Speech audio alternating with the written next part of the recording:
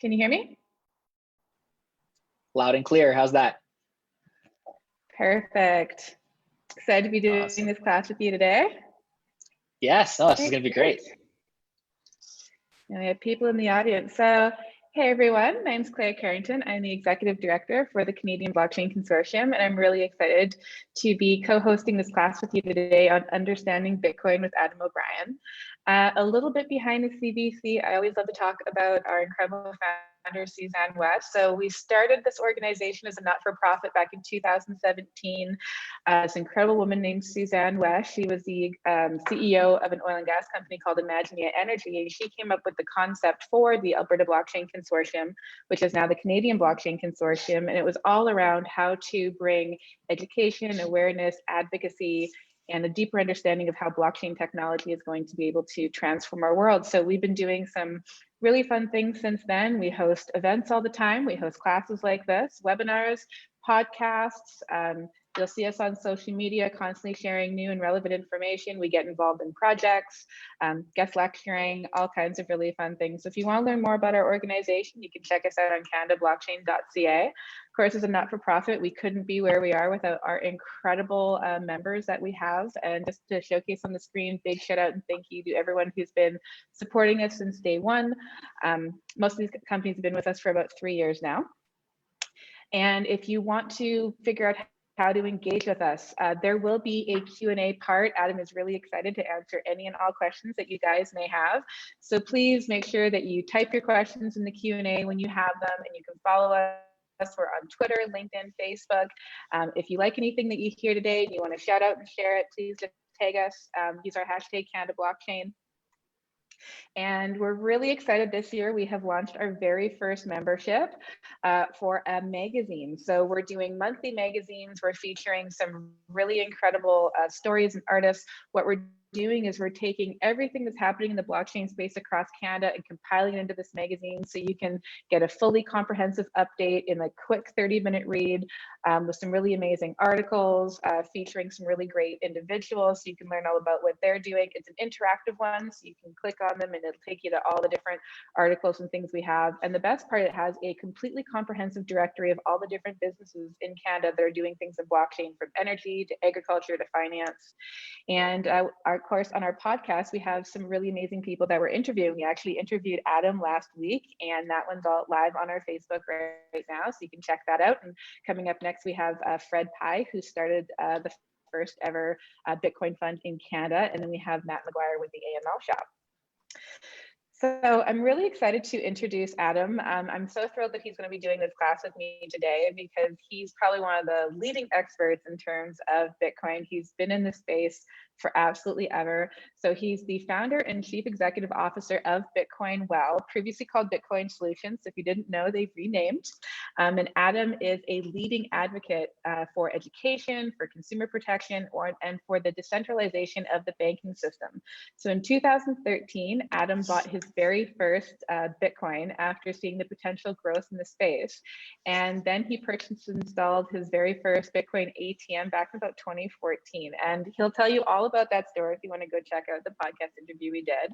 And he strategically put them in all these different locations across Canada. They've now grown to over 100 of them. So he is a complete visionary. It's really exciting. His company is going public this year. So if you want to check them out, bitcoinwell.ca is where you can learn more about it. So I'm going to explain a little bit about the learning overview that you're going to have. So you've learned a bit about us. Adam's going to walk you through Bitcoin basics. So he's going to talk to you all about kind of like Bitcoin from early days to today. And then I'm going to jump in and talk about the essentials of cryptography. Adam will come back in on the history of money. I'll talk a little bit about proof of work, and then we will get into all your amazing questions. So Adam, let's kick it off with some Bitcoin basics. Awesome. Thanks, Koleya. Yeah. Thanks so much. That was an incredible intro, and it's always humbling to hear my name beside the words like expert and visionary. So I really appreciate that. It's been a fun. I've been in this space now for over 8 years, and it's been an exciting ride. And I feel very lucky to be working with the CBC. And so yeah, thank you so much. Effectively today, I do want to kind of run through the Bitcoin basics. I can talk on this for my friends and family can vouch for 3 or 4 days at a time without even taking a breath. So I'm gonna kind of touch the high levels and touch on a little bit of the protocols and a little bit about why and kind of why it's so important. But like Koleya said, like, please, engage with us, talk to us on Twitter, ask the questions that you want to hear. We have allotted a lot of time for a Q&A after. Bitcoin and the basics of Bitcoin can kind of go on and on and on. So definitely want to make sure this is targeted and answering the questions that you want to hear about. So yeah, kind of without further ado, kind of jumping off and straight into it. In 2009, it was January 3rd, 2009, when the first Bitcoin block was mined, and that block, the transcription on the blockchain, is the headline from the London Times article on that day, which is "Chancellor is on the brink of a collapse." And effectively, I think that earlier that year, it was Halloween of 2008 when the white paper was issued. And as you see there, it was a person or a group of people that have labeled themselves as Satoshi Nakamoto, kind of seeing the dare we say nefarious and maybe not so well intended functions that was happening in the monetary and in the banking kind of system, and this constant issuing of money. And they saw we were on the heels of the economic collapse from 2008 that absolutely crippled the US and larger world economies. And this group of, or this single person called Satoshi Nakamoto, saw for a potential for better. And at that time, the main problem with digital money was the double spend issue, the ability to have a unit of value, send it somewhere, and then send that same unit somewhere else. This is a huge problem with digital money. And so Satoshi kind of set out to solve that problem. And the way he set out to do that was through a blockchain, which we'll kind of get into later.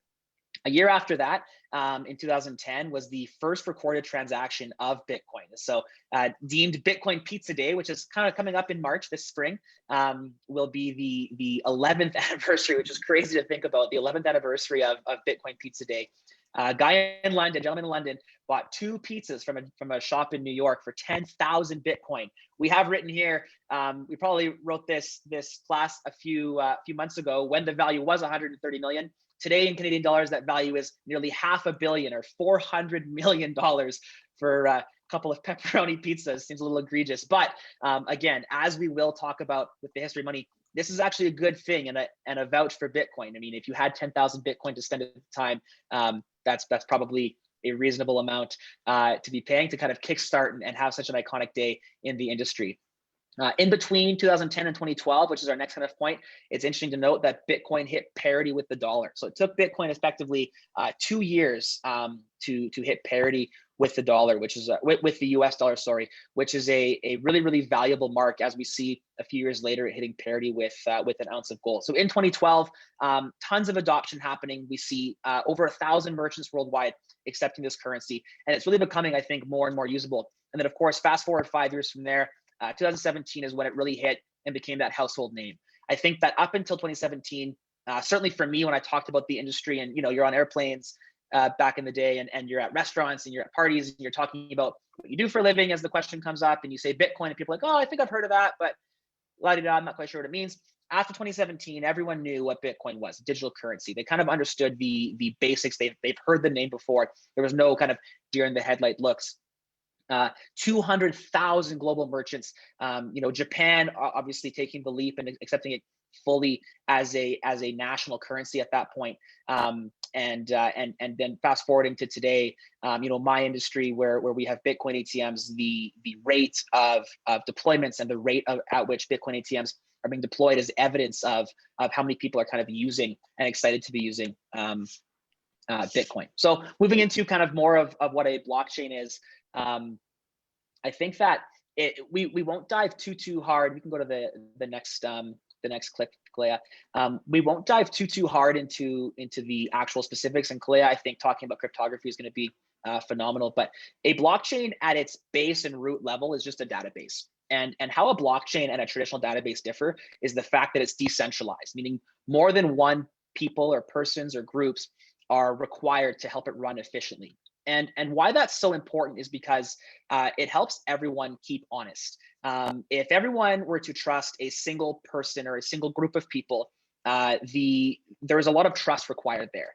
there was a lot less trust required to trust 10,000 people. The fact the thought that 10,000 people or 10 million people might collude towards a common goal is nefariously is very unlikely, as opposed to trusting that 1 or 2 people won't collude for their direct benefit rather than the benefit of the common good. And that's kind of where the blockchain is most valuable, is that it runs effectively on a bunch of different computers owned by different groups and different peoples. And those computers are called nodes. And the nodes are constantly verifying the network to ensure that the transactions that the blockchain is stating are verified and are agreed upon by the rest of the network. So, taking an analogy and moving this out of there, if we want to look at messaging, for example, if I send a message to Koleya and I say, hey, this message guarantees I'm going to pay you $10 million as soon as we finish this podcast. Koleya's like, great, takes it to the bank, cashes it in, it's all good. We finish the podcast. And then she's like, hey, where's my money? And I'm like, oh, I didn't say that. She's like, well, I have the message right here.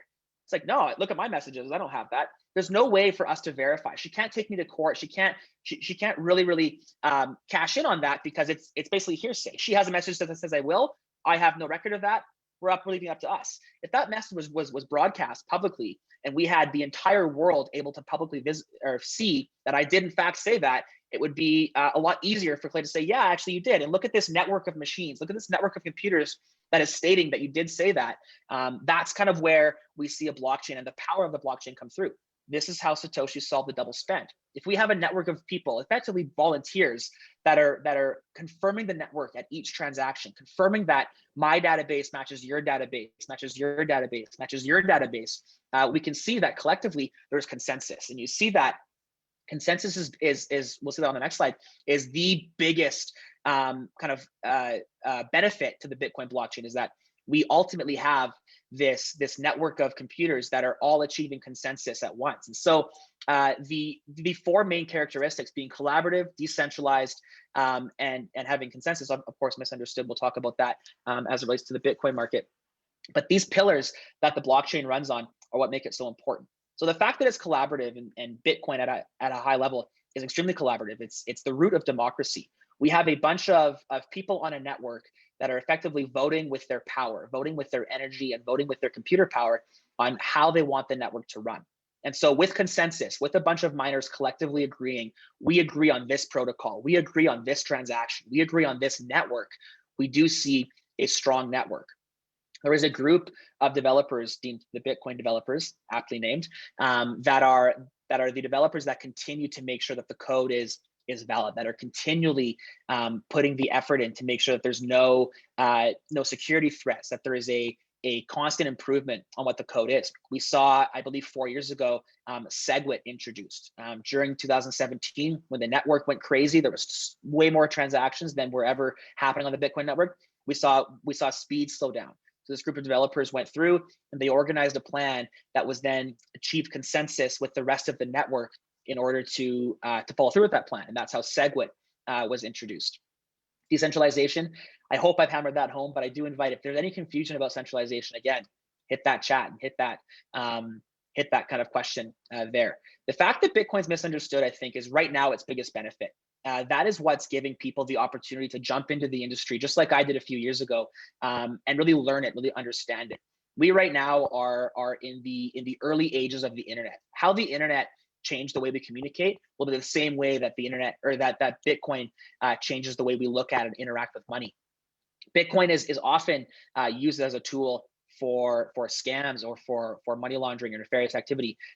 Interesting to note that a Forbes report a few weeks ago stated that less than 1%, 0.38% to be precise, of Bitcoin transactions were used in criminal activity, as it compares to, I think, over 9% of US dollars in circulation. And so, that piece is often, it's just not valid, that it's only used for criminal activity. Second to that, the energy sector, the amount of energy it takes to mine and prep gold for sale is significantly more on a per unit basis than Bitcoin, than the energy mining Bitcoin. Bitcoin is a very efficient way to transport and to use energy for this monetary policy.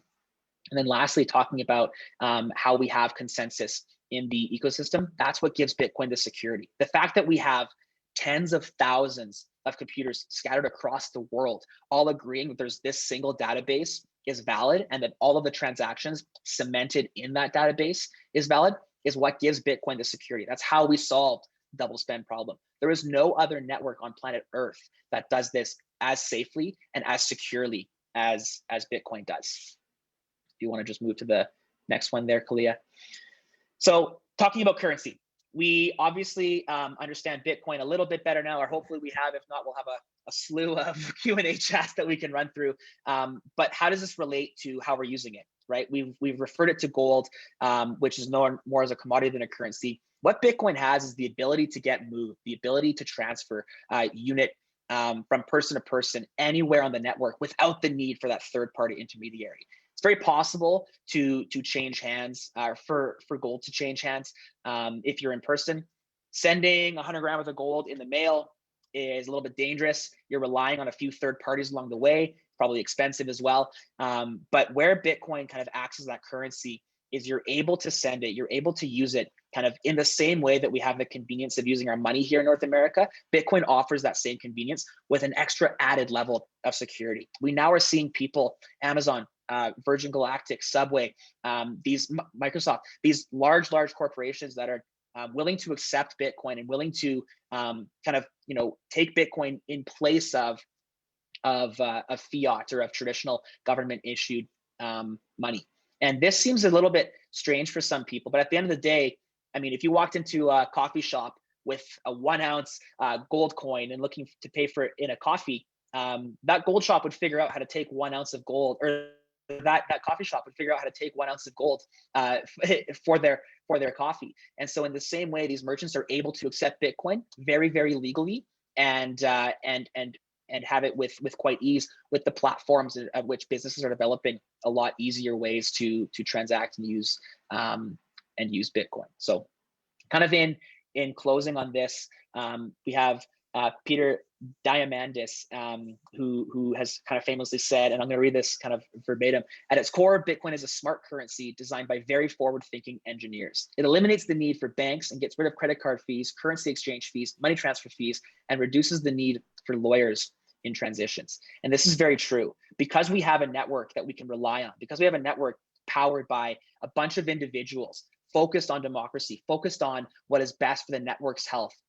We can trust that this network is sound. We can trust that it is not being manipulated by a small or in times a large group of individuals, because we have that consensus and because we have the security of the blockchain backing us. So from there, and on that security note, I do want to hand it back to Koleya to talk about cryptography and talk about how that all happens. Awesome. Thank you, Adam. That was fantastic. I'm really excited to talk to you. One of my favorite points about Bitcoin actually was the cryptography angle of it. So when I started getting into the space, everyone's like, oh, trading. And when people would teach you or talk to you about Bitcoin, it usually had to do with price and volatility and trying to get an exchange in the market. But having a technical background, I was like, well, I kind of want to understand like a lot more about what the technology actually is and how it really came to be. And the reason why I like getting into elements of cryptography in this is when you understand kind of like the basis of Bitcoin and blockchain, when you understand cryptography, when you understand the history of money, you'll kind of see that Bitcoin was like an evolution over time of all of these different concepts coming together to create like the most sound money the world has ever seen. So basically, just like some basics on cryptography is it's very private and secure. So if you've heard of like encryption, like your cell phones generally have like encryption. If you're getting into your banking password, you're wondering how is that security actually possible. It's the elements of cryptography that make it possible. So if you haven't heard of cryptography before, you've probably heard of encryption, and they're basically kind of like the same thing. It's just hyper low, like high levels of security. And it has actually a very, very long history, especially in the defense and security space. So I don't know if you're like me, if you've ever seen like timepiece movies, like movies back in like the 1800s or even earlier, you could have seen, you know, people bringing notes or these letters to like kings or queens or people in like in the military, and they had to bring out the special key or the special decoder to be able to read that message. And if anyone else would have been able to take that message and read it, they would have heard like, oh, you know, my daughter's not feeling very well under the weather, just basic things about your family. But if you had this very special way of decrypting or decoding this message, you would have been able to see exactly what the intention of the message was. So that's another kind of like element for how you would have seen it. But essentially a person takes a message and they encode it in such a way that only the person who's intended to read it can. And again, they have to have that special like cipher. And so we're going to talk a little bit more about how cryptography kind of became digital. So first, recorded uses of cryptography were actually in 1900 BC, and it was found in an Egyptian pharaoh's tomb. They had actually kind of slightly modified the hieroglyphs on the sides of the tomb.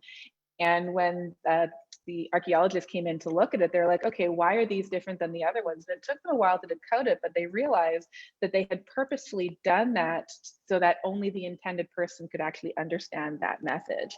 So then fast track, we'll talk about some like military applications. And again, we kind of discussed, you know, you would have seen it in the, you know, early pre-digital 1800s or even earlier, where you would have been sending letters and you would have had special ciphers. Either they were metal or there was usually a book. Actually, they would have a special book that they would read, and certain elements of the message would actually correlate to certain chapters and phrases in the book, so people could figure it out that way.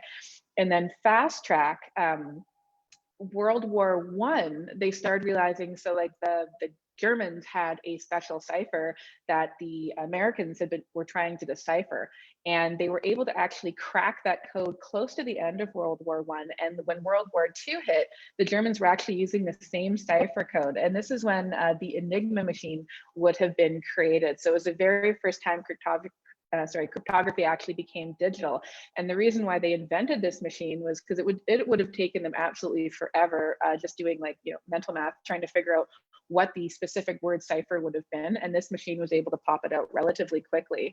They were very conscientious of how they actually used this particular cipher, because once they cracked the code, they didn't want the Germans to figure out that they did it, because if they would have changed it and they would have had to redo this code all over again. But they strategically used it to the point where it's the reason why we won World War II and why the majority of us actually still speak English today.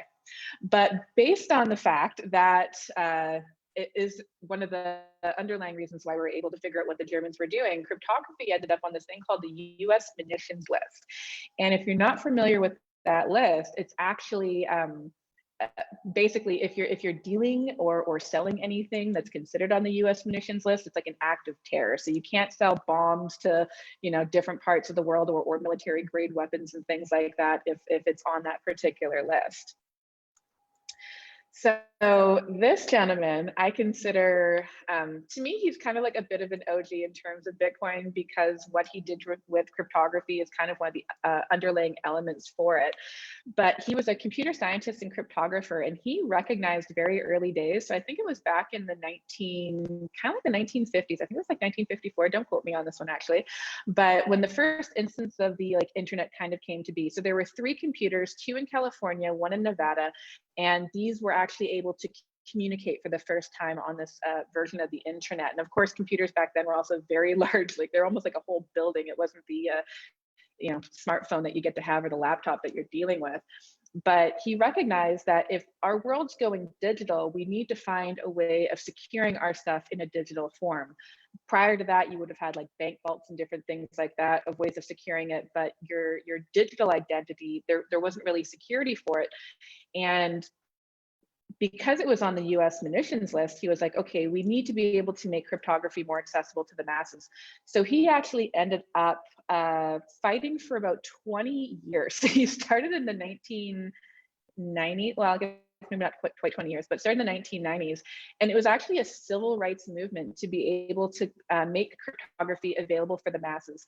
So the NSA created what they called DES, which was Data Encrypted Services. and they would only let you have, I think it was like 46-bit encryption, and you had to use the NSA's DES, which meant they also had a backdoor into it so they could see anything that you were doing. So really there was no actual privacy or security. And he was like, no, we need something higher. We need like 256-bit encryption or anything above that. And the NSA was like, nope. And of course the government was like, it's on the munitions list. If you do anything with it, especially in a digital format, you know, you're going to be arrested. So he was actually hounded quite a few times. This civil rights movement that he started ended up in the Supreme Court, and he was able to get Bill Clinton to remove cryptography off the US munitions list back in 2000, the year 2000. But even then, the NSA said just because it's off the US munitions list doesn't mean we're going to allow for people to use past, 46-bit encryption and the DES. So it was actually a global kind of hackathon where multiple groups came from around the world, and oh, thank you, IBM. Okay. And they actually decided to do like a hackathon to be able to crack the NSA's system. The first time they came together and did it, I think it took them about 2.5 days. And the NSA was like, no, you can't get enough information in 2.5 days. We don't really care. The second time they came together, I think they got down to like a 1.5 days. And again, they're like, didn't really care. By the third time they did it, they were able to hack them within 24 hours. And then after that, they're like, okay, fine. And it was, I think, about 2002 when that hit. And then 2008, Satoshi Nakamoto released Bitcoin using SHA-256. So cryptography, it basically from the 1900s to today, you see like the entire movement of how it went digital, and then how people were actually fighting for your rights to be able to have this level of online digital security. So I really, really enjoy it. It's kind of a fundamental part of Bitcoin. It's the reason why it's so secure. It is military grade security. You cannot hack Bitcoin. So a lot of people go, oh, it's hackable. And the reason why they say that is the term not your keys, not your coin. So if you're purchasing Bitcoin, you're leaving it on an exchange is a centralized third party that you're basically giving your keys to, and you're saying, okay, you hold my Bitcoin, I'm going to trust this counterparty as opposed to trusting it and keeping it for yourself. So because of that, that organization, that exchange turns into what you would call a honeypot, where hackers are highly incentivized to do whatever they can to be able to break in and steal that Bitcoin. So when it's being hacked, they're hacking the honeypot where they're keeping all of your data that holds your Bitcoin. They're not actually hacking the blockchain itself. If you kept your Bitcoin on your own in a cold storage wallet like Rodolfo's cold card, and as long as you kept those keys very, very private, it's impossible to be able to gain access to that line of code. It's highly possible if you leave it on a third party and trust their security with it. So that's a little bit about cryptography. So this quote I'm going to read from Satoshi. He said, with e-currency based on cryptographic proof without the need to trust a third-party middleman, money can be secure and transactions effortless. So now we're going to go back to Adam and talk a little bit about the history of money. Awesome. Thanks, Koleya. And yeah, we're, again, keeping the history of money on a super high level and kind of understanding how Bitcoin fits into the history of money. Because at its root, Bitcoin is the purest form of sound money. And ultimately, the economics behind Bitcoin offer the bare bones of supply and demand economics, which at its root is the most trusted form. And we see that where 6000 BC, people are using this barter trade kind of method. We see this evidence here in Canada with the fur trade. We didn't have notes or coins or this level of money that we see today. We had, I have eggs, you have cows, let's trade. I need some meat, you need some eggs, let's trade. Or I have some grain and you have some meat, let's trade. I have something of value to you and you have something of value to me, we can make a deal based on that. It wasn't until metal money was introduced a few years later, or a few thousand years later, but on this context, just a few short years later, that we saw these kind of coins and metals being used as the kind of unit of value, because it became a little bit tedious to carry your horse around town and try and auction it off. It was difficult to kind of chop or cut your assets into pieces in order to sell them to multiple different vendors. So we had these metal objects or precious metals come into play. This is also notably where the first levels of inflation came in. When it came to pay tax, you would take a gold coin, the government would scrape a shilling off. That gold coin being whole was still worth 1 gold coin, the government would take all of its little shavings, melt them all down, and create more gold coins. This is kind of the first instance of inflation. This, of course, wasn't really that great. People's gold coins went from being this big to then kind of shrinking and being smaller, and we had to then introduce paper money. This happened quite recently on these terms, where we take these precious metals and then hold them and issue paper notes or IOUs against the metals. We would say, okay, we've got $10,000 worth of gold in our vault here. Here is 10,000 paper notes that are effectively saying they're backed against this gold that we have in our vault. This is an IOU from the issuing party that's holding the gold, oftentimes a bank or a government, into usable cash, because carrying around bricks of gold was heavy. It was a little bit uncomfortable. It was a lot more difficult than stuffing a piece of paper into your pocket. This was fine, and this was working until we removed ourselves from the need to have that gold or that precious metal kind of backing that. Paper money is deemed and termed as fiat dollars, which is a piece of paper issued on behalf of a central party, which originally was backed by something, and today, of course, it's not. And now what we have is we have paper money bleeding into this digital money, where the majority of our cash and the majority of our money here, especially in the westernized world, is purely digital. We don't really, starting in I believe it was 1980 when the first instances of the check came into play, you could have a single piece of paper that was worth virtually unlimited amounts of money, kind of a one step further to the IOU. After that, in collaboration with the internet and this level of encryption that we were able to see digital and internet money with the debit card and with the credit cards kind of being introduced. And today, over 90% of our money is in digital form. We don't, you might hear, if you're involved in the Bitcoin space, you hear about the money printer going burr right now, and that's it's a false representation of there's no one, printing money is less of a priority as much as it is issuing it. All of the issuances, no one's getting served checks right now, or a few amounts of people are. So certainly no one's getting cash from the government. It's all getting direct deposited in virtual form into your bank. There's no large trucks of cash being transported from the mint out to it's purely digital. And noting that in the 30s, the issuance of this money was removed from the need to have the gold that backs it. So right now, Koleya has said multiple times, I don't think here, but certainly on our podcast and elsewhere, we own the least amount of gold here in Canada than any other G7 nation.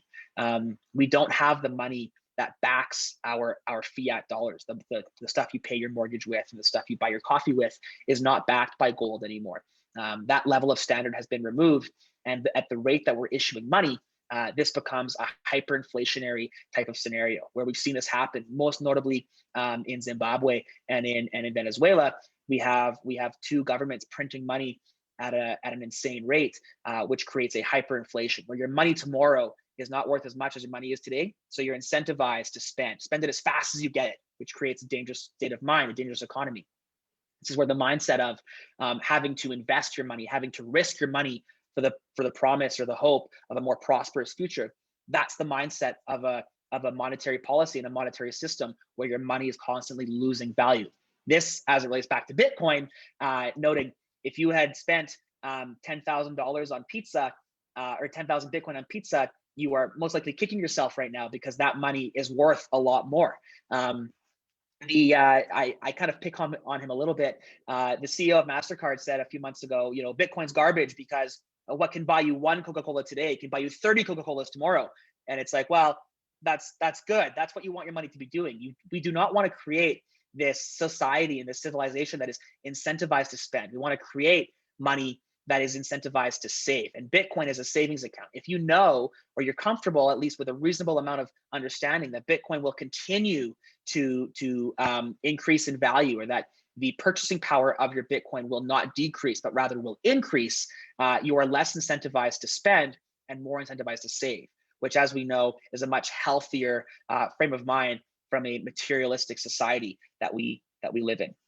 So we've kind of discussed, sorry, Koleya, I kind of jumped ahead and started talking about the gold standard and how that was kind of important, but just kind of closing the topic on this gold standard, the fact that we don't have a precious metal or a vault or a bank of gold that is backing our IOUs effectively is what begins and what kind of starts to create this slippery slope of not having a currency or a fiat money backed by anything of value. And so what in turn happens is over time, we start to get a little bit, we lose track and we lose sight of what our money is. And of course, sound money is a way for you to store your time. Retirement savings plans are ways for you to spend your time today working so you don't have to spend your time working later. It's a transfer of time from one end of the balance sheet to the next. And if your money, if that time is getting worth less and less and less as the years go down, then that form of money does this inherently poorly. Bitcoin in its history, since the dawn of Bitcoin, which is 12 years now, this is year 13 rather, we've seen it time and time again become increasingly more value, or in other words, has been a phenomenal place to put your time and to store your time so you can use it more and more later down the road. Bitcoin, in my journey in Bitcoin, and this is kind of where I'll end before a beautiful quote by Bill Gates. Bitcoin, and as in my journey in Bitcoin, is not an investment. Bitcoin is not something that you look at for short-term gains. The mindset of investing is a dangerous one, I think, for our society. Bitcoin is a savings account. It is something that with a small denomination of savings can increase the time and increase the money kind of down the road as sound money principle. So Bill Gates, obviously, the future of money is digital currency. I think that Bill Gates had pretty good eyes on what the personal computer would be, and I think that he's bang on here about the future of currency. So I'm seeing some good notes in the chat here, and I'm definitely looking forward to tackling them. Thank you, Mr. Douglas, for these. I'm looking forward to this, and we'll pass it back to Koleya for the proof of work. Thank you. And yes, Douglas, we definitely want to tackle some of your comments on this one, because they are definitely comments that we receive quite regularly. So our closing bit here before we get to the Q&A, again, if you guys have any questions, please type them. We are here to answer any and all questions that you may have. Of course, we're not trying to get you guys to go out and buy it or invest in it. This is just an explanation with our understanding and our research on what this currency is. So please don't take this as investment advice. I'm just going to have that little disclaimer there. All right, so proof of work. So when I actually got started in the space, again, I kind of said my background was more technical. I didn't really understand the fascination with trading it. And if you are a trader, fantastic. Wish you the best of luck there. My passion actually ended up being in more of that proof of work. So I started building out GPU miners and doing proof of work to have a better understanding of the system. I was reading tons of white papers trying to understand the difference between proof of work and proof of stake. And I really quite enjoyed learning about proof of work and actually helping to support the network. So proof of work uses deliberately, provably challenging mathematical algorithms to determine which party or miner gets to validate this block of transactions. So when people talk about miners, a lot of guys kind of think, oh, you got your hard hat on, you got your little pickaxe, you're trying to go out and mine for gold like back in the day. This is very different.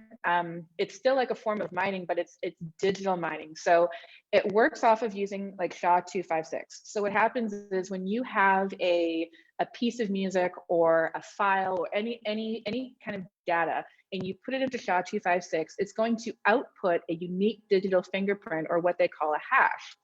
And what these miners are trying to do is they're trying to force solve a functional equation to see who can validate this entire set of blocks and get this reward that is Bitcoin. So when the miners work and they're able to solve this equation, and the first one to be able to solve it, they ended up getting this reward in Bitcoin. Now, to maybe try and simplify that a little bit further, if you guys used to, when you're kids, you had a bike and your bike had a little lock and it probably had like a little like a 4-digit code, and you had to like turn the little knob to get to the right numbers. That's kind of like a very, very simplified version of what it's trying to do, but this is an alphanumeric 26-digit sequence, which is rather difficult to be able to force solve. It's highly competitive, so miners compete with each other in an attempt to validate that set of blocks, which is, you'll hear of things like pool mining. Companies will put hundreds of millions of dollars towards getting all this computer equipment so they can put as many miners or energy as they can towards the network to try and solve that equation first, and so that's how they would make money. They're definitely very incentivized, so the winning party, of course, is rewarded with a fraction of a Bitcoin or a whole Bitcoin. So if you're doing your own kind of mining pool, if you have that much equipment towards it, you're not getting fractional, you're getting like the actual Bitcoins. If you're involved in a pool of mining and say you have like a little miner at home and you're putting your energy towards that pool, then you're getting kind of like fractionally paid out, kind of like a tip almost. And it's proportionate. So mining takes a large amount of effort, and the amount of Bitcoin received is kind of proportionate to the amount of effort that you put forward to it. What's interesting right now is a lot of people have this conception that, oh my God, you know, mining's taking up all of this energy, and you know, it's all these emissions are being created. And there's a couple parts to it. So one, especially here in Alberta, we're using like cogen and natural gas, which has like the lowest footprint in terms of carbon output for mining. And two, energy is produced by organizations like NMAX and Direct Energy, and they actually produce the max amount of energy that could be consumed at a peak period of time every single day. And we don't actually use that mass amount of energy that's being created, but they have to have it in case, you know, anything happened and everyone was like, you know, using 100% of their max at one time. They had to be able to accommodate that. So we do not have the proper amount of like energy storage to actually be able to capture and store it to reuse it for the next day. It kind of just gets dissipated out onto the onto the grid. So miners are actually using energy that's already being kind of like created and produced. They're not just kind of like making it out of thin air. So there's kind of a couple other ways to look at it, but it's not as environmentally damaging as people like to think. So in terms of Bitcoin mining, there's a few different ways of doing it. Originally, when Bitcoin came onto the network, they were able to use CPU mining. So it was basically just this kind of like computer, smaller chip, and then it turned into GPU mining, which was like graphics cards, and now it's into ASIC mining, which are different pieces of equipment. So it's continually getting upgraded because the more computers, the more miners that you have coming onto the system, the difficulty rating will increase, and you need to be able to have that much more computer power to be able to force solve that functional equation. So your computers have to be more efficient as they've been able to progress. So miners validating blocks and transactions in the proof of work model host Bitcoin nodes on their own personal or corporate computer networks and use a specialized equipment for Bitcoin mining. And of course, the role of it is to secure the network. So one of the things that I mentioned earlier is how it kind of outputs or SHA-256 outputs that unique digital fingerprint. So what happens is you have that unique kind of like digital code that gets confirmed in a particular block of transactions, but that code is linked to the subsequent block, and then that code is linked to the subsequent block. So what happens is every single one of these blocks of data are connected using cryptography. So if someone wanted to come in and say, oh, I want to, you know, edit this particular block of code, what's going to happen is the network is going to say, no, that's not a valid change or modification, because it's going to kind of like invalidate all the subsequent blocks that came before it. They're going to say, nope, that doesn't work. It doesn't match up with these other blocks. That gets kicked out. So that's part of why it's so secure, because somebody would literally, to try and hack the network, they would have to go out, create, you know, get all this computer equipment. They'd actually be spending in today's dollars, like billions of dollars in computer equipment to try and recreate Bitcoin's blockchain to try and hack something. And if they did that, they would actually create a lack of trust in the network, that people would be like, oh, it can now be hacked. I don't trust it anymore. They would basically pull their money out of it. So there's no financial incentive, because if someone did try to hack it to take Bitcoin, the people using the network would no longer trust it, and it would pretty much fail. So there's no financial incentive, and no one's going to spend that kind of money to try and actually hack Bitcoin's network. I love this quote by Richard Branson. So he says, I've invested in Bitcoin because I believe in its potential. The capacity to transform payments is very, very exciting. So Some of, I think, the Q&A that Adam and I are going to get into a little bit is what's currently happening with our economic money system, the hyper rates of inflation and the quantitative easing that are happening with the amount of printing that's coming out, to try to explain why Bitcoin has a bit more of a valid use case. So let's get into some of the things by Doug that he said here. All right, so Doug's having a problem with this. He thinks Bitcoin is a terrible currency or money. He says it's volatile, has price inflation, rate makes it completely impractical as a currency. You could never enter into a contract to sell your house for $1 million only to discover that you actually closed it for what's worth about 500K of the 2 million. Etc. So Adam, do you want to tackle this one first? Yeah, we're talking about two different things here. We're talking about Bitcoin as a store of money, which I'm very much in favor of. And we're talking about Bitcoin as a way to transfer units of value from one to another. And so Bitcoin can do both of these things. To Doug's point, yeah, it's not reasonable to set the price of Bitcoin 60 days over the, closing for 60 days. And his latter argument is that the time of settlement is far too long for small transactions, maybe to buy a coffee or to buy a computer, etc. So Doug, you're absolutely right. The way the network interacts today, yeah, Bitcoin as a transfer of value doesn't make a lot of sense as it compares to our centralized systems like maybe a Visa. Visa notably can process tens of millions of transactions a second. The Bitcoin blockchain as a transaction piece can't even come close to that. Where we need to change, and I think broaden the mindset, is in the store of value piece, but even on the settlement piece, notably Visa takes 90 days to settle. Bitcoin settles in roughly 10 minutes. So you're trusting and relying on that third party that issues the Visa token, or that kind of interacts with the Visa payment in order to accept that. Cash is ultimately the quickest settlement because it's 0 seconds. The second that bill changes hand, we've moved away from cash in an effort of more convenience and have reduced our level of security. Bitcoin is on the other end of that spectrum, full security with a little bit less convenience as it comes to actual transactions. As a store of value, there is absolutely no asset on planet Earth that acts as money better than Bitcoin.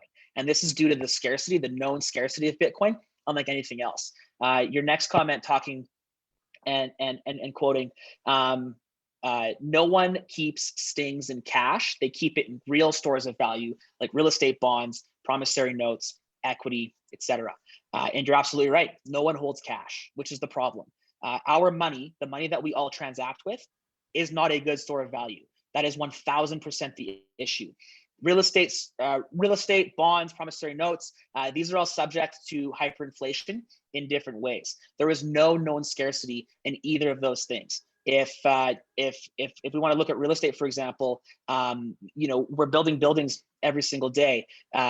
We have land at which is scarce on planet Earth, but houses and real estate is not scarce. If the city of Vancouver built a giant mezzanine 10,000 feet in the air and doubled its footprint, housing would crumble. And that seems like a ridiculous analogy because it's never going to happen. But the analogy is meant to kind of understand the thinking that real estate's not scarce. Promissory notes, the main issue with promissory notes is that a centralized body has to issue them. You have to trust that promissory note will be valid in 5, 10, 15, 20 years when you go to cash them in. You have to trust that they won't be taxed differently, that they won't be issued differently, or that the currency will in fact be there at the end of it. I kind of hope that Bitcoin is not intended to be, I don't think Bitcoin anyways was intended to be the all-in-one solution. I think that what it does absolute best is act as a store of value. Absolutely. And I just want to make another point to this. So if you think about money, so let's just look at a place like Venezuela. All right. When you do not have your money backed by a reserve such as gold. So back when we did have the gold standards, governments could really only spend what was in their treasury, right? Back in the day of kings and queens, they could only spend what was in their coffers. They would have to tax their citizens to receive the citizens' gold to then be able to spend it. So some of the first issuances we saw of quantitative easing would have been back in the days of the Medici banks, where people went, okay, I don't want to, as Adam talked about earlier, you don't want to go and walk around with all of your gold. Why? Because of the fact that someone could come up and rob you of it, and then you don't have any of it left, right? So you put it in places where you trusted them to keep it safe. But because of the fact that very few people would come back and get their gold, they wanted to keep it there for safety, banks would issue out kind of like IOU notes. So they'd say, okay, here's your bank note that is worth this much gold in our vault that you can come and retrieve at any given time. Because of the fact that so much was left there, banks said, we have a way of making additional money. We're going to loan out against money that stays in our vault at a particular ratio, and then we'll make interest off of that. So that's quantitative easing. It's like, we have this much in reserve, we're going to loan out X amount versus what we have in our reserve, which is usually a lot more. And then we're going to let people go spend that money, and we'll make money off of that. In today's market, what we're seeing, we do not have a gold standard. We've taken it away from that. So governments can spend way more than what's actually in their treasury or in their coffers. Right now, they have increased Canada's money in circulation by about $476 or more billion since COVID started. And our rates of inflation are on average of 6% per year. What that means is your ability to spend money, your spending power, decreases by 6% per year. And there's nothing that's like stabilizing our currency. They call it GDP. And it's basically, they're borrowing out money, and they are saying that they're going to pay back the money they borrow based on people's taxes, right? So the more our population growth is, the more taxes are going to be able to get from it, and the more they'll be able to pay this back.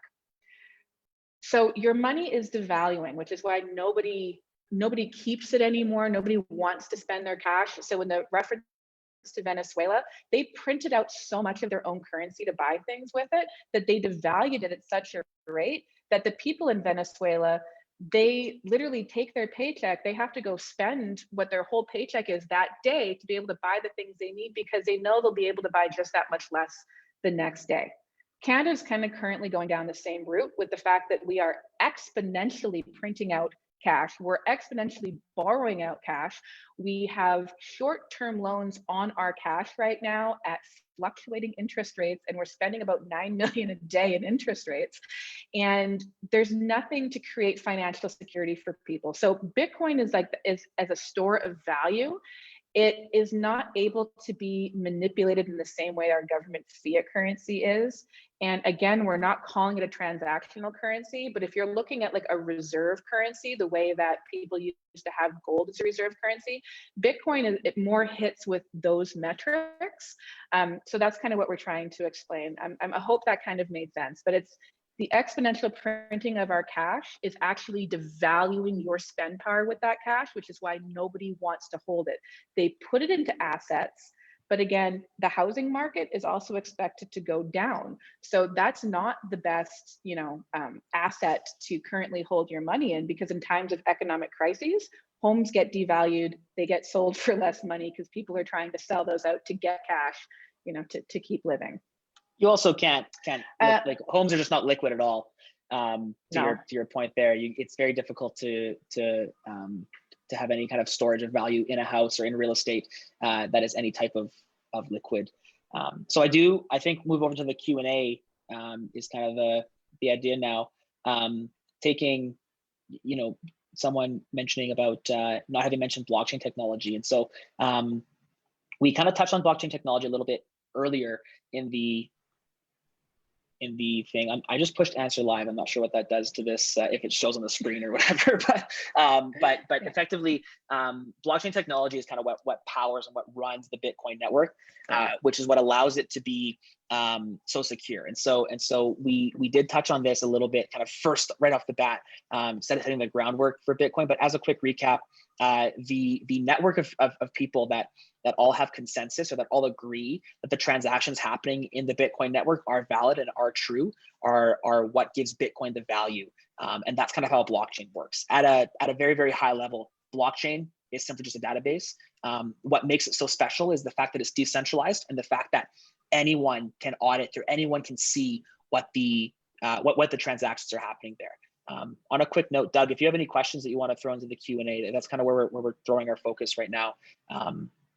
If you if you want to throw some questions in there, that would be great. You're making some excellent points in the chat. Anything you want to add about blockchain, Koleya? Yeah, so blockchain, so the first issue and the first time people knew about what blockchain was or heard about blockchain is actually the protocol, and Bitcoin is the actual product. So right now, you know, there is a lot of kind of like conversation going on about like Bitcoin versus blockchain, but blockchain as people know it today wouldn't have actually like kind of happened if Bitcoin hadn't emerged first. So blockchain is like that protocol. A lot of the education that we teach at CBC is those enterprise level use cases. It's basically distributed ledger technology. It's a database. It's not, you know, as magical as people like to think it is. It doesn't actually require a token to operate on the network. Bitcoin's blockchain, Bitcoin was designed to be sound money, and blockchain was that security protocol that runs it. And today, when you would have seen like millions of these cryptocurrency tokens kind of hit the market that were trying to mimic or be Bitcoin, 99.9% of them were, you know, like 2017 were just kind of like scams. It was like Ethereum came out, people could make ERC20 tokens based on their decentralized blockchain. And they thought, oh, well, everyone just needs a token to run the network, which is absolutely not true. So blockchain technology definitely has use cases. It's fantastic when you want to bring multiple different parties to the table to be able to view and agree on the same set of facts. It's definitely meant for multiple companies to engage, to share data. Supply chain is a really great use case for it.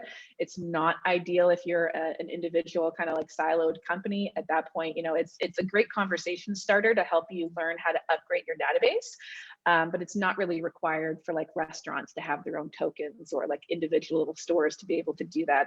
There's other databases that are more useful and less cumbersome, but again, it's meant for multiple people to be able to agree to a similar set of data facts. We have lots of classes on that for use cases in agriculture, energy, multiple other things. If you want to sign up for any of those classes, you can go to canadablockchain.ca and sign up for our newsletter. We do classes every single month on different use cases.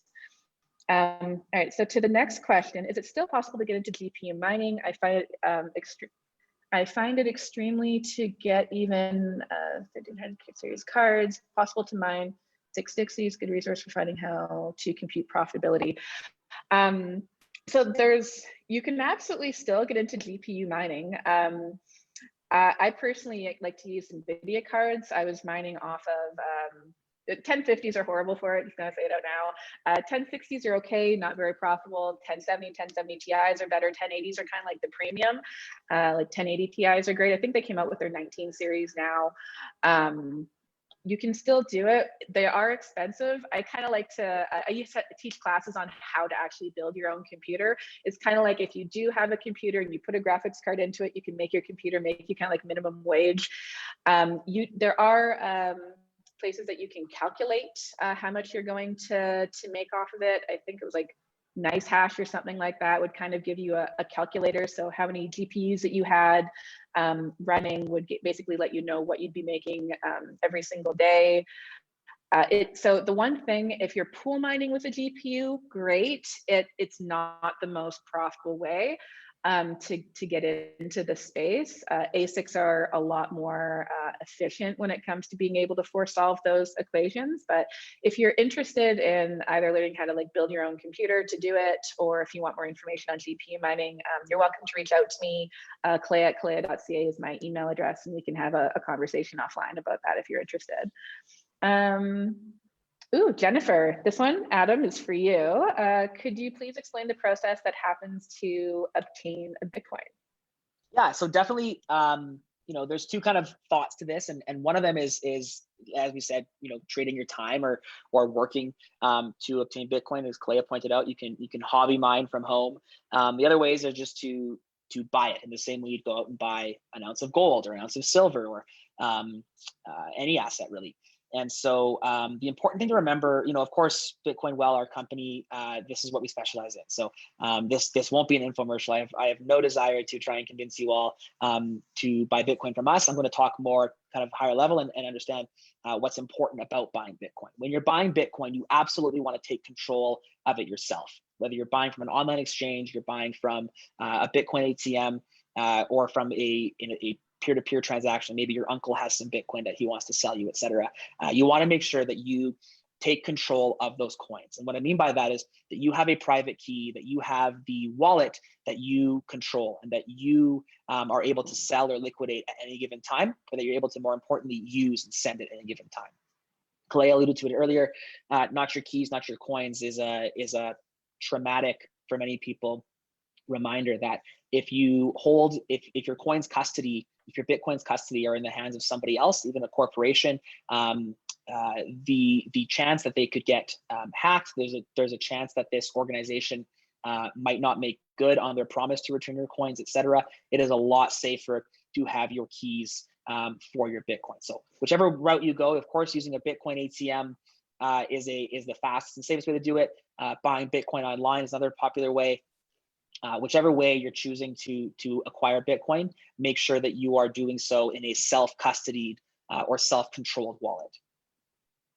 And on that point, I really love when people want to hold and store their own. Just a few kind of like tips on that one. So a lot of people think, okay, they got their Ledger or their Trezor or their Cold Card, some form of online storage device. I would recommend definitely it should be like a cold storage wallet, something that's physical that you need to be able to manipulate to be able to access it. Online wallets, not the most secure. Next point is when you're writing that seed key down, because there could be 12 to 24 words, things to put into your mindset are, one, where are you going to store them? Because if you lose your hardware wallet, your seed key is your backup to that. And if you lose your seed key and your hardware wallet, there's absolutely no way of being able to get it back. And if you're keeping both in the same location, it's also a bit of a honeypot. Someone can go in and take both. Another one, with the word specifically, if you're the kind of person like us who's like, okay, I'm going to hold this, but I'm going to hold it for like 5, 10, 15 years, putting it on a piece of paper is not the best way. One, because ink is going to fade over time, paper disintegrates over time, and if you lose even a couple of those words, you're going to have a hard time getting it back. So there's metal storage devices right now where you have these little kind of like metal words, and you're able to like put into like a little metal device and be able to keep it that way. You want to do it in a way that is fireproof, waterproof, heat resistant, electric shock proof, things like that. If you're looking to store it very long term, a lot of people is like, oh, I have my hardware wallet, crap, I lost my words. They have no ability to access it, or the words got damaged, that your home light's on fire, something like that. I know it's kind of like a lot to think about because we're so used to going to the bank and trusting them to hold your money, where with Bitcoin, it's the kind of thing where you need to trust yourself. And if you're the kind of person who opens up an email from someone you don't know and clicks on links and stuff like that, this is probably not the best option for you to go for right now until you learn a little bit more about online security. Very, very important to, when you're thinking of it, think long-term, how are you going to store it? I do not recommend a bank safety deposit box. Fine print when it comes to those is the fact that the bank actually owns whatever contents you put into the safety deposit box. You're basically renting their space, and they can claim the contents of your box. So not saying the banks would, but there are definitely instances that I've read about where people put their gold in there and they're still fighting with the banks to get it back. So it's not the most ideal place to put those kind of things. Okay, next question. ESG is top of mind for many BODs and investors for Bitcoin companies. Being that the server farm facilities are expensive to equip and run, and miners are incentivized, which means higher energy needed, do you see this as an issue, as many banks need public codes to have good ESG ratings as a criteria to invest? What do we mean when we say ESG? I'm not 100% sure, actually. Environment, Cora, would you mind? social, and governance. So ESG, I'm understanding, is environment, social, and governance. Bitcoin miners are incentivized to use the most efficient energy because that's that's how they make money. So the only cost, or not the only, other than hardware, which is a large cost, but on a recurring basis, the major cost for a Bitcoin miner is energy.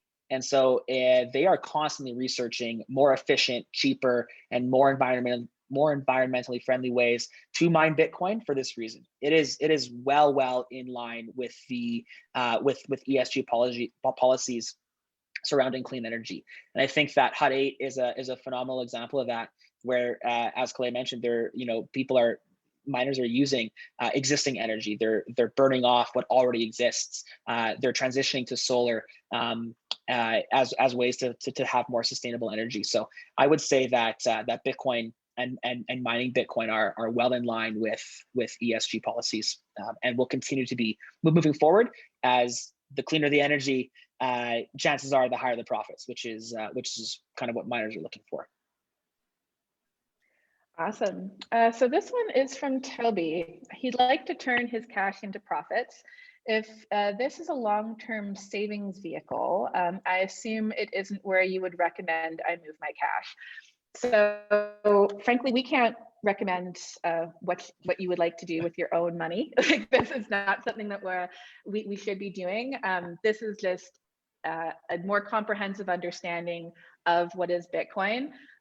For myself personally, I can just express what I've done. So in terms of holding my money as cash, I used to hold it more like in stock market, assets, home, things like that. Not often did I leave a lot of money in cash, just due to the devaluation of it. I know Douglas had some great points, but if you think about what you could spend with $20 back in the 1950s versus what you can do today, that money's been devalued by like 80–90%. It's a massive devaluation, and it's based on the rates of like inflation or of increased money printing. So holding your cash in cash just means that your money is going to be worth a lot less moving forward. Holding it into an asset that is proven to increase in value is what I would prefer to do with my money, and what most people with a lot of money would like to do. When it comes to new money being printed into the markets, the people who end up profiting from new money printing are the ones who hold their value or their store in assets specifically.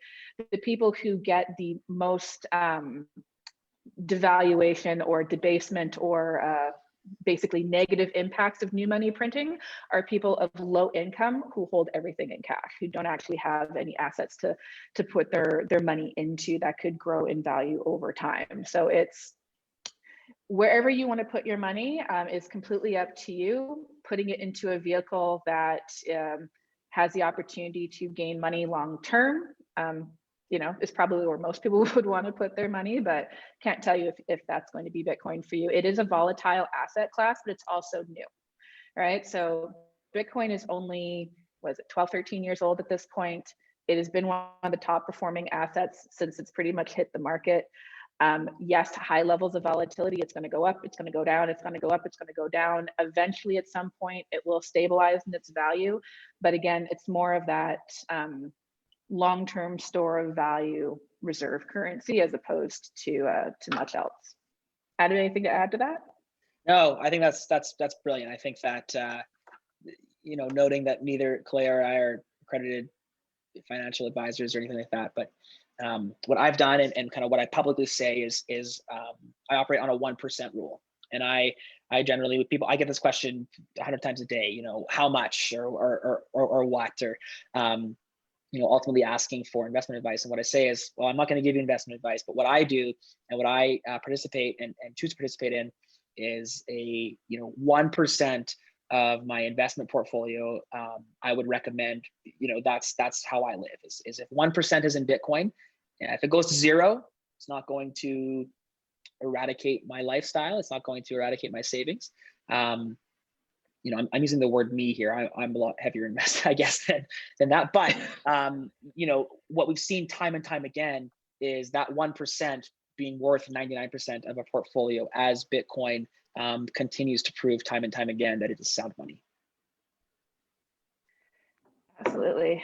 So Justin had a question. He said, do you have to claim capital gains when you cash out? I was formerly trading on Quadriga, oh, you poor thing. I hope you got your Bitcoin out of that before it went down. So I don't know the initial input versus what I'm selling on Kraken. Any tips for how to sell it as it relates to tax? So absolutely, if you have your Bitcoin and you're holding your Bitcoin, you do not have to pay taxes until, I believe, you cash it out into fiat currency, and then you have to claim, I do believe it's capital gains. It was considered kind of barter and trade under the CRA tax rules. Adam, you might be a little more familiar with this now. I think it's still capital gains on that. Yeah. There's very few accountants who actually know quite what to do with it on the balance sheet, because if you cash it out, you're probably going to a broker, and then you have to get that cash, and then you're trying to put that cash into the bank, and they're like, where did you get that money from? And you have to make sure that you claim it properly and put it up on your taxes. But yeah, right now, capital gains tax, I think, is the way it's being done. Yeah. All right, so we are 10 minutes over, so we can answer one more question. And I think we can probably clump these. We can probably clump these two into one good question. So, talking about environmentally friendliness for Bitcoin, Douglas is bringing up that Bitcoin mining is designed to be expensive and energy intensive. I would argue those two things are not linear. Energy intensive does not mean expensive if you have clean and renewable and efficient stores of energy. You're absolutely right that the security of the network is revolving around, I guess, how much hash rate or how much power or energy is going and used towards the network. But ultimately, the network self-adjusts, and it's designed in a way that when less energy is on the network, it gets easier for the miners, and when there's more energy, it gets harder for the miners, kind of varying the energy use, or more importantly, the chips that are being used. Ultimately, we're talking about energy, but what we're talking about is computing power on the network.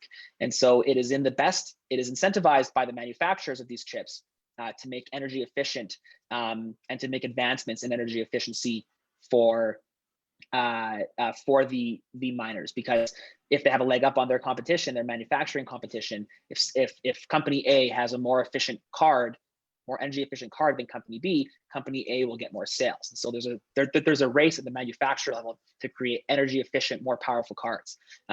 Ultimately, Bitcoin has been for the last decade has proved to be a phenomenal way to spend energy in creating value, much more efficient than our banking system and or gold and precious metal mining. So I'll say that. And then to your second point about collective hash rate in 2020 surge, tanking mining profits. How does the hash rate outlook for 2021? This is how the market is designed. This is true free form market supply and demand economics, where the hash rate of a network is not determined by how many people are on, or sorry, is determined by how many people are on it. And it doesn't matter. The security of the network stays sound, while the amount of energy needed to confirm that network is what the variable amount is. So if half of the Bitcoin miners were to turn off today, roughly it would become half as difficult to mine a Bitcoin block. And if there was 60 times more miners on the network, the algorithm would get 60 times more difficult, maintaining a constant level of market and of